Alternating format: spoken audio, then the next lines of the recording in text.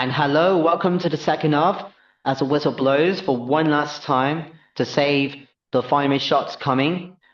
We can now look at the recent results in April that the first team has wrapped up the season, done and dusted.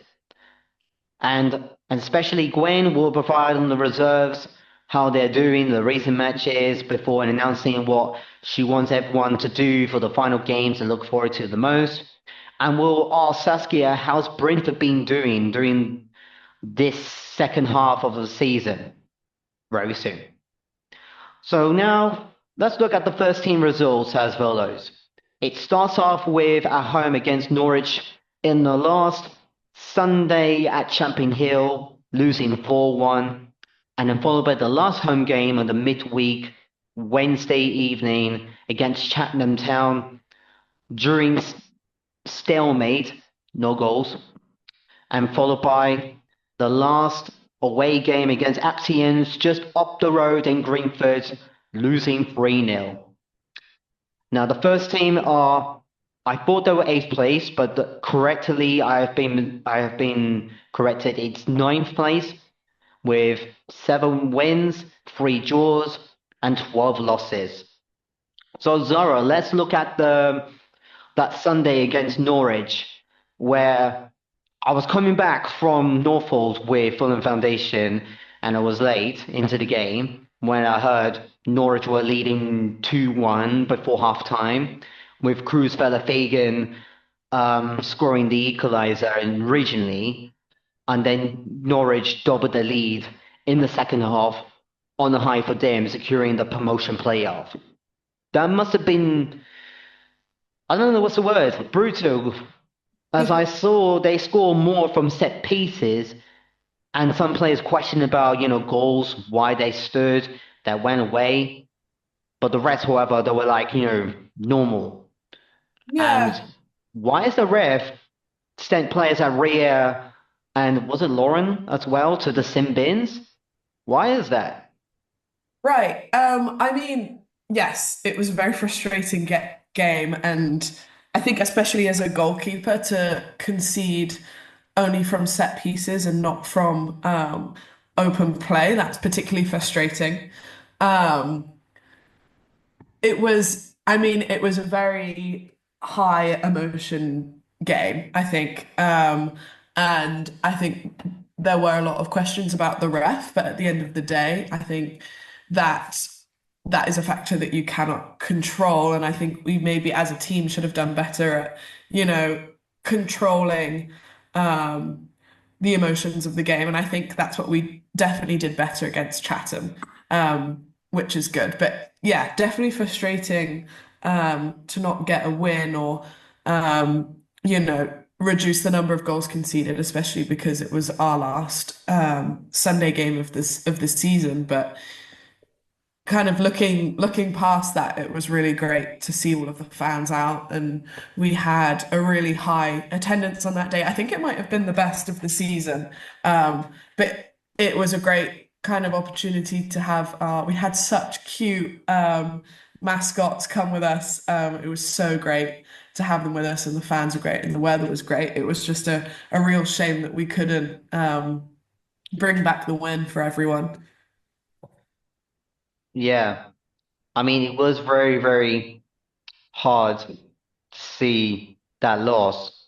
But I mean, I know Norwich had pushed it like they meant it, and I know there's anyone who can, say or add on. And Saskia, you remember Norwich last season when you faced up against them, and what did you think of them, of how tough they are, considering they have been pushing for promotion for a while? Well, yeah, they've definitely been a team that you expect them to finish top half of the table regardless. Also, making a note of the fact that they were mostly semi-pro last season, and then they've gone. I think they did part full time this season as well. They were always someone that like we'd love to rise to the challenge too, but you knew it was never going to be an easy game in any sort of way. Yeah, I mean, Norwich are a very, very tough team. I mean, even I remember the first opener when Dulwich opened up the National League game against Norwich, when I was helping out Kian with the camera work, and I saw they scored when they won, and Lucy was the first Dulwich player to score a goal in the National League in the club's history. And it's nice, but playing against Norwich is really tough. And even if they're semi-professional or part-time, it's really, really tough, isn't it? And Gwen, um, I know if you have come across with Norwich before or you haven't, given what the teammates said about them, what are your thoughts on the recent matches across 2 seasons has it been against Norwich? Like you said, I haven't really been part of those matches, but in terms of the preparation for those matches, I think we know that Norwich will also always be a tough side, and they like to put balls into the box, and I guess that does put a bit of pressure on us as goalkeepers to command our box and take charge of that area, which sometimes can be difficult, especially when they can whip the ball in from outswing and inswing on both the left and right. So it's tough, but yeah. Yeah, I mean, you know, if one match last Sunday wasn't really great to end it on that high, but after that, Dulwich welcomed Chatham Town in the final home run of the re-main fixture that was postponed 2 months because of Cheltenham's run in the Women's FA Cup when they made it as far as to the fifth round, losing it against Birmingham City 8-0. But in this rearranged match, which took place on the Wednesday evening, I kept an eye out on the updates to see what was happening, and no goals happened. It ended as a stalemate. Zara, what happened in that game? I think it was a really disciplined performance from us. Richie kind of gave us a game plan, and that was that we were low blocking that game. He had obviously done a lot of research into how we can nullify their threat, and especially coming from the Norwich game, there were things that we knew that we had to be better at, and I think we played really disciplined and defended well and kept our shape, and obviously um, had lots of goal line clearances, and there was a lot of heart on that day. So it was just, yeah, a good performance, and I'm glad we got to do that after our Norwich game.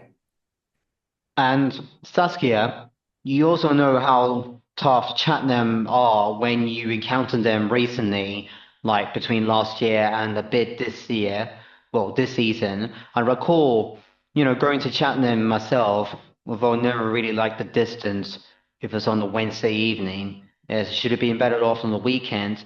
And how incredibly hard is it, for Dulwich to try their best to withstand against Cheltenham, especially where they are on the league table. What do you think about them? Yeah, I think they've always been a very physical side. They're they're very good at sort of taking the chance, like taking breaks when they get them. They're like the worst place to end up on a Wednesday evening. Mhm. But yeah, they're never an easy game to play. Yeah. And Gwen, were you at the match on that Wednesday, weren't you? No, I wasn't at that game, Ah, unfortunately. but Um, but given how you heard about Cheltenham Town, what is your perspective on them? I think, like Zara said, I think it was from what I saw, it was a very disciplined performance, and I think the girls, rightfully so, are really proud of the performance that they put in and how they played. I think when you consider that when we went away to them on the Wednesday night in the reverse fixture, it wasn't anywhere near that score, so it's a good way to right those wrongs. Hmm. clean sheets all round as well, so you can't be disappointed with a clean sheet. Well, at least that makes Zara happy. Yeah, always love a clean sheet. Yeah, there's nothing wrong with that.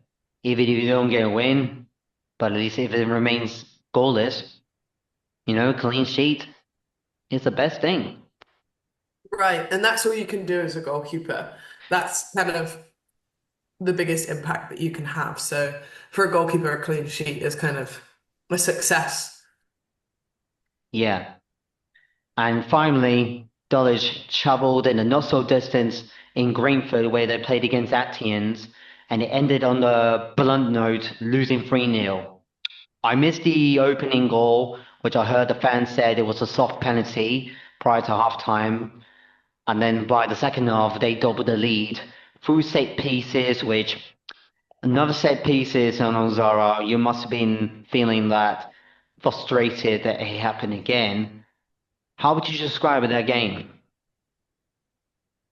Yeah, it was another real frustrating one. And honestly, you feel like you've kind of turned a corner after the Norwich game into the Chatham game, and to kind of make the same mistakes was really frustrating. Um, it was a sad way to end the season, honestly. And the energy wasn't great before we broke up, and it was a shame that we couldn't kind of put out a good performance and show our fans what we're made of for next season. But I think at the end of the day, as frustrating as that performance was, we've got to put a kind of a line under it and realize that we're we're really gearing up for next season.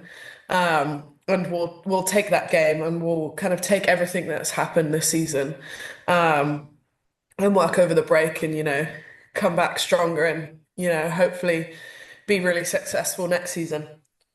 Yeah. And Saskia, you remember how difficult Actians were when you faced against them last season. And from your perspective, what's your take on them?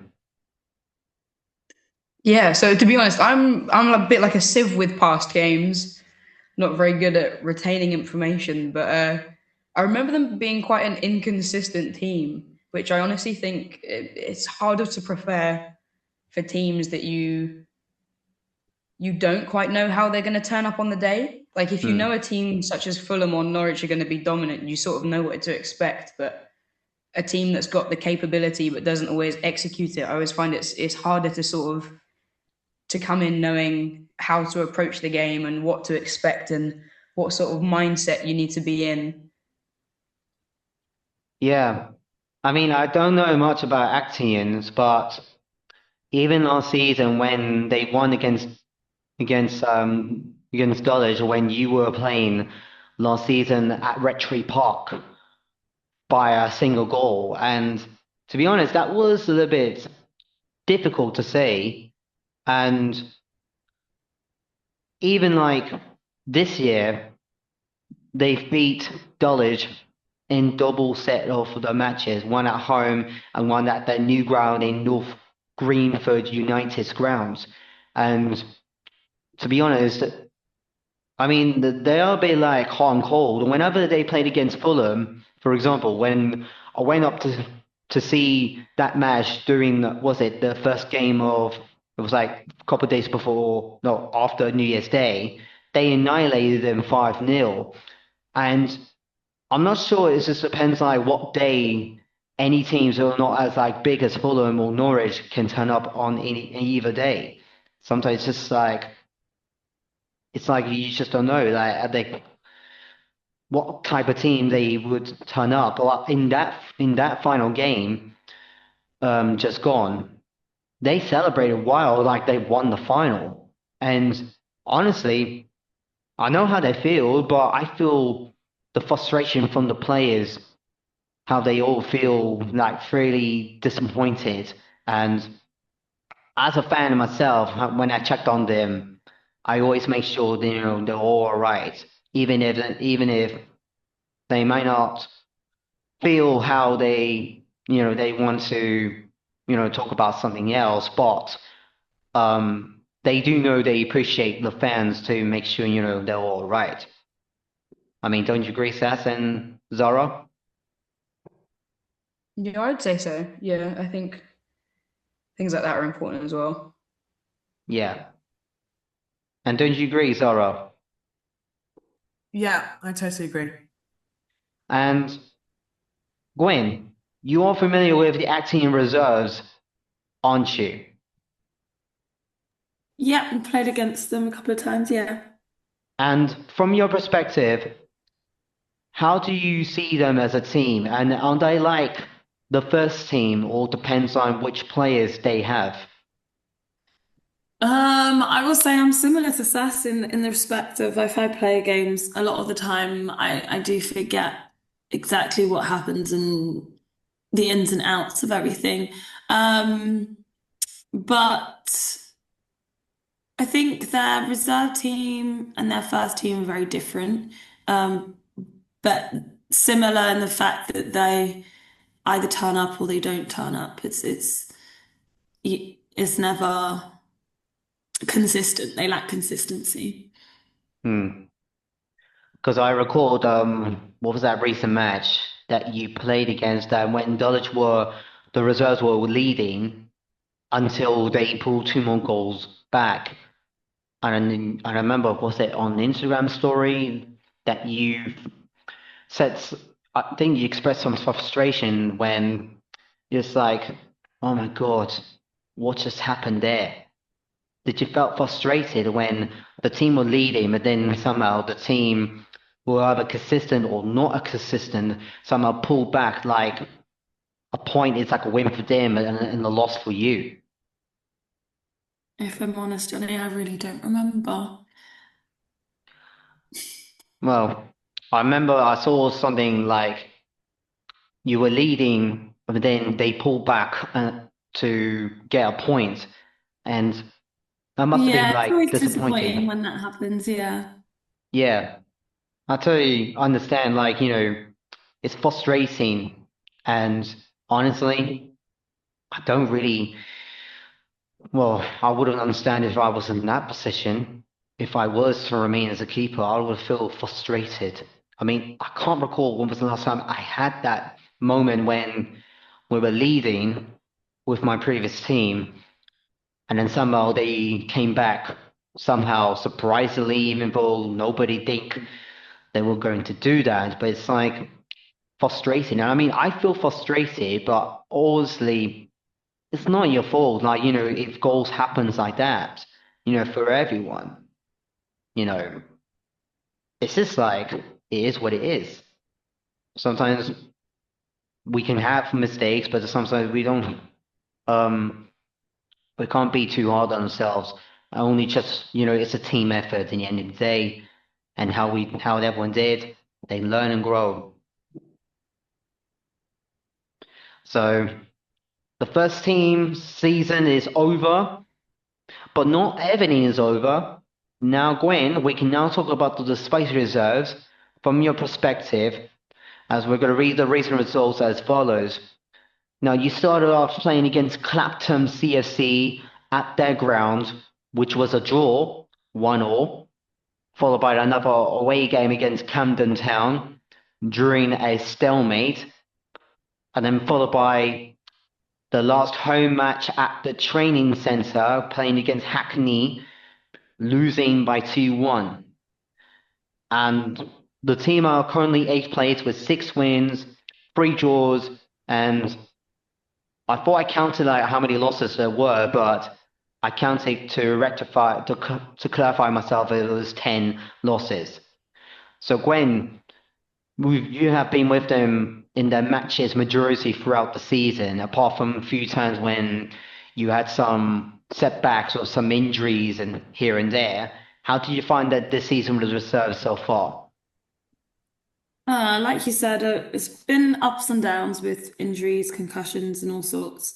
So yeah, it's not been the greatest season in terms of like goalkeeping wise, and I think that inconsistency or lack thereof consistency has definitely affected the reserves team's performance in the league. and in the cups. So yeah, it's disappointing, but just Hmm. something that we have to rectify next season and push on to do better. Yeah. I've been to some of the reserves matches this season more so than last year. And I could see, whenever there were some moments when you played against Richmond and Q, for example, at Champion Hill, and when you were a goal down, everybody got pushed themselves together to turn it around, to making sure, everyone is still in this together. And I really enjoyed that. Just apart from the weather being so cold and wet and damp. But it didn't matter every one of you because that soaking feeling of the wind was much beautifully sweet than the rain itself. Definitely.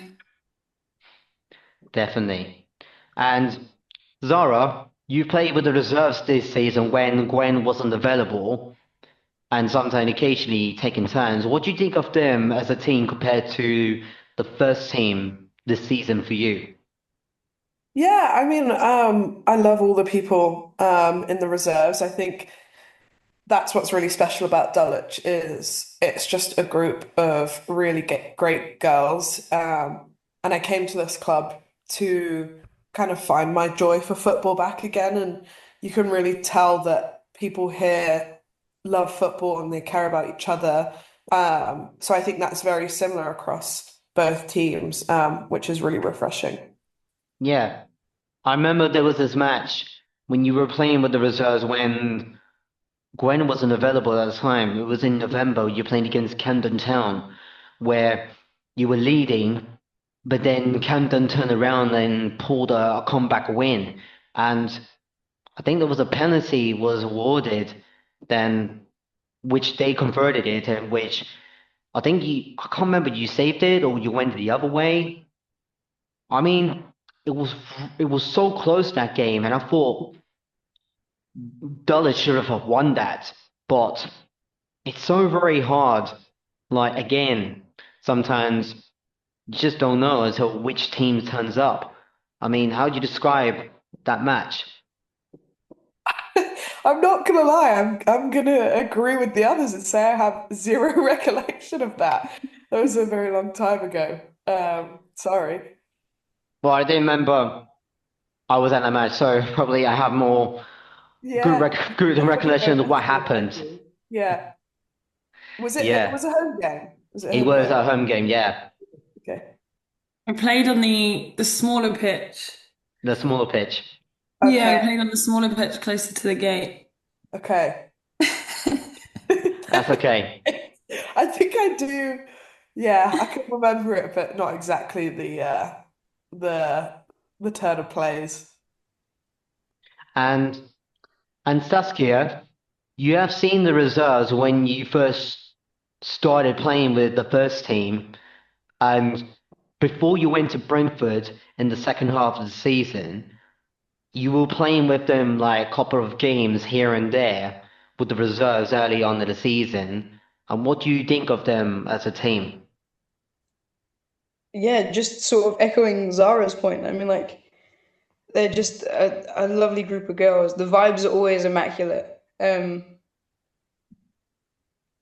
I mean, like it's just it's one club pretty much. It's nice being able to get to see them as well because obviously depending on who's where on a Sunday, you never get to go and sort of see how the other squad's doing. Hmm. Um, so yeah, it's just nice to be around them all again and get to play with them.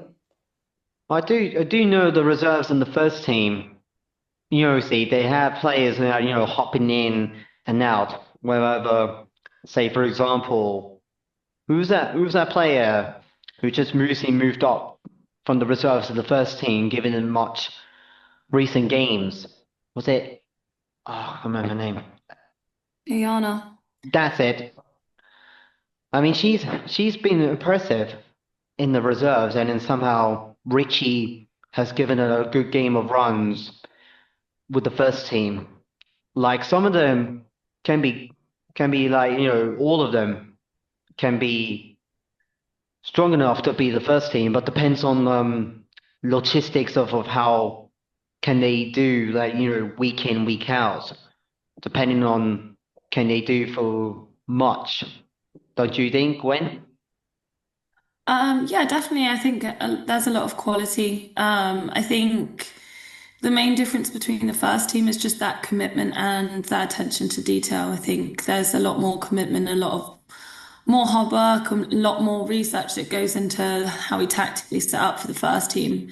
And it's whether or not people are willing to take that in, whether or not they can push into the first team, because not everybody wants to. Some people just want to play football. So I I love playing for the reserves and I like playing for the first team, but and I'm always happy when I see players pushing on into the first team.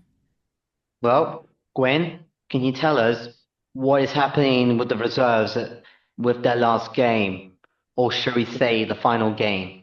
Please The plug it in for final people listening back. the final game will be this weekend, Bank Holiday Sunday. I always say that there's nothing better than Champion Hill in the sun, so definitely think people should come down and enjoy a game of football, and I will do my utmost to ensure that we get a win and it's good vibes in the sun. Well, I'm going to be there this Sunday. Lovely. Thanks, Johnny. When, You can what sing time a is song. kickoff? What Are time is you kickoff for the I think it's fans? 2 o'clock, 2 o'clock? 2 p.m. Yeah. And we'll look forward to seeing that last game, and I will talk about it in the next month's podcast, which I will explain in a bit later. But first, let me ask you, Saskia, when January rolled around, you were signed to Brentford on the technicality do registered basis, and what was that like for you playing with Brentford for the second half of the season, 4 months with them? How do you find that? Yeah, I've really enjoyed it, to be honest. Dulwich had been my only experience of any senior football setup, so it was quite nice having a different viewpoint, albeit for like the 4 months at the end of the season. Getting to play at the G Tech was an absolutely wild experience. That's been like one of my little season highs. Um, yeah, it's been, I think, a bit of a refresh. Yeah. And I think I remember someone said to me, I think it was your mum, offered me the ticket to Probably. come and see you play. And although I wasn't available that weekend, but I do knew it was against Saltine, was it? Yeah, Which I which remember, yeah, at the GTEC yeah. Stadium where Saltine won 2-0, and I saw this highlight where this captain called Georgia Bridges scored a goal that was really tough, but actually was really nice match day feel. Don't you think, Saskia? I mean, despite the loss. Yeah, I mean, like playing in front of like over 4,000 people is crazy to me. Like if you told 11-year-old me who just threw herself through a muddy puddle to catch a ball that one day I'd be playing in front of that many people, I'd be laughing at you. Like it was a crazy experience. Like having my face come up on the board in the stadium is still wild to me.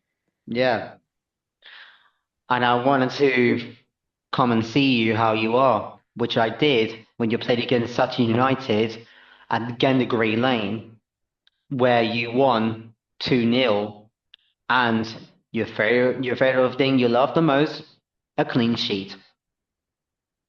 Nothing beats a clean sheet. No.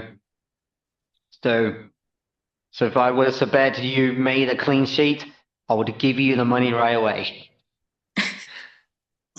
Note that for next time, Johnny. Okay, next time.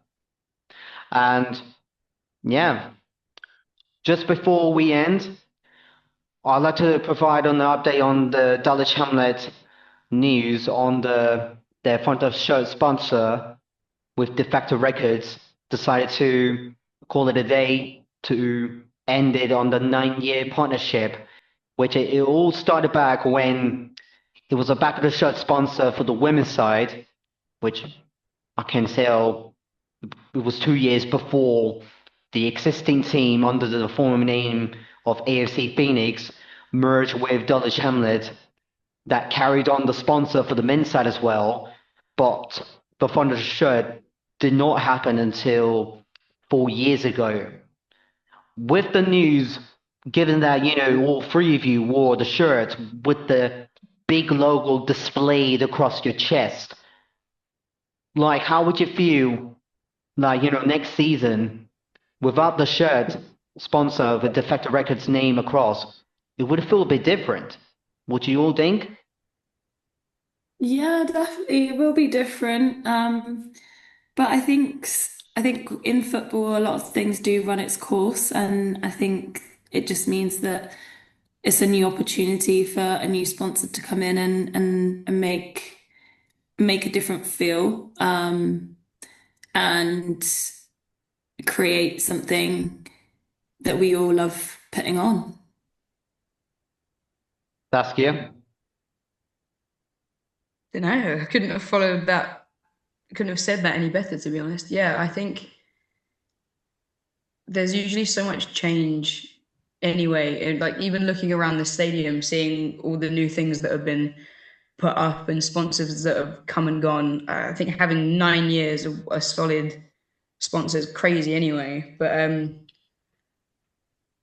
obviously sad to see it go, but I am quite excited to see if it opens any new doors for the club and what they're going to bring in. And like Gwyn said, having a new feel is something kind of exciting. Yeah. And Zara, what's your take on that news? Yeah, again, kind of echo what the other two say. Um, Obviously, it was a special relationship. Um, and obviously, I'm new to Dulwich, but seeing that was really interesting and hearing about Lucy's involvement in that as well. And I saw all of the kind of media presence about them and their relationship. But again, yeah, really exciting to see what is happening in the future. And I think Dulwich is such a cool club, and there's such cool opportunities for us, and there's so much growth to be had. So I'm excited to see who it's going to be. Well, I don't know what the future will hold for the front of the shirt sponsor, but all I can say is for any potential suitors, please feel free, have a look at this club, what it means to them. What does your what's the word? What say you bring in something different for the team in exchange what you would give something back. So make sure the what sponsor lies in the front of the shirt means something like a brand, like a fashion, because the Factor Records was like a brand and a fashion. I think it wasn't for Lucy Monkman, DJ Monkey, by the way. I don't think the sponsorship would have ever happened because, that's probably the connection that, DJ Monkey did. Yeah. I mean, shout out to DJ Monkey, if she's listening. And, well, it looks like it's time we call it a night now to hang up our gloves because I don't think there's any more firing shots coming right at us.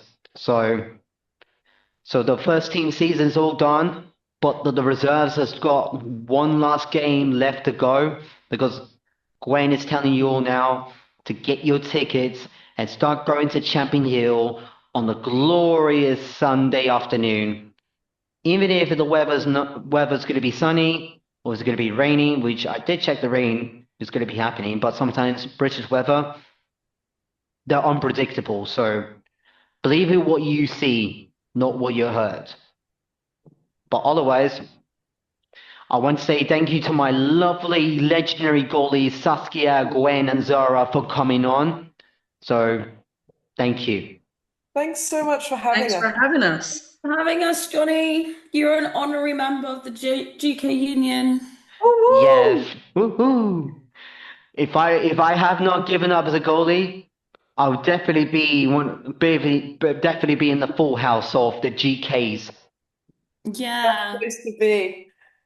Yeah. So one day, if you ever need someone who is not available, just call me over. I'll try my hardest to save some shots. But don't blame on the person who has feelings, because I don't want it to come scrutinized like everyone has. So Yeah, it can be tough playing in goal, but yeah, we'll call you if we need you, Johnny. yeah, don't worry. I know that a friend of mine who goes to Chelsea women matches sometimes dresses up as a goalie, and sometimes he would say if Hampton or someone else who was not available, he would go in between the sticks. I mean, in an intense competition like that, WSL Champions League, I think I would think twice. That's a lot. That's a lot to take. So, people listening back of this episode, you can now listen back. It's available on the available platforms: Apple Podcasts, Spotify, and YouTube. That will, if you listen back now during when this drops, feel free to listen to that along with the other 6 previous episodes if you have listened already. Or you haven't, please listen back before shots are coming right at you. Literally. So next month, on Monday the 18th of May, is the season spicy review. And if you want to get involved before the summer comes, especially the World Cup coming in, so best to come on board. Get in touch. It's on Instagram, Spice on the Hill, DHFCW. On X stroke Twitter, it's simply Spice on the Hill. Alternatively, you can email me. It's no longer Johnny_Horrigan@hotmail.co.uk. It's now a Spice on the Hill, DHFCW, small caps, all in one word, at gmail.com. That's a Spice on the Hill, DHFCW at gmail.com with the subject Spicy Podcast. And I'm your host, Johnny Hurricane, that has some shots being incredibly saved by these legendary goalies right here. And remember, over the hills, wherever you are, let's keep it burning hot for clean sheet sizzling. Round of applause, everyone, unless you've got your gloves still on. Round of applause. Woo! And I'll see you all on the 18th of May, Monday the 18th of May, for the season review. And I will Lovely. tell you, like, I was going to do the season review on the talking about the end of the season awards, particularly the award ceremony that happens, but I thought that should be warranted for its own episode for next month. So, don't you all agree? Yeah. Definitely.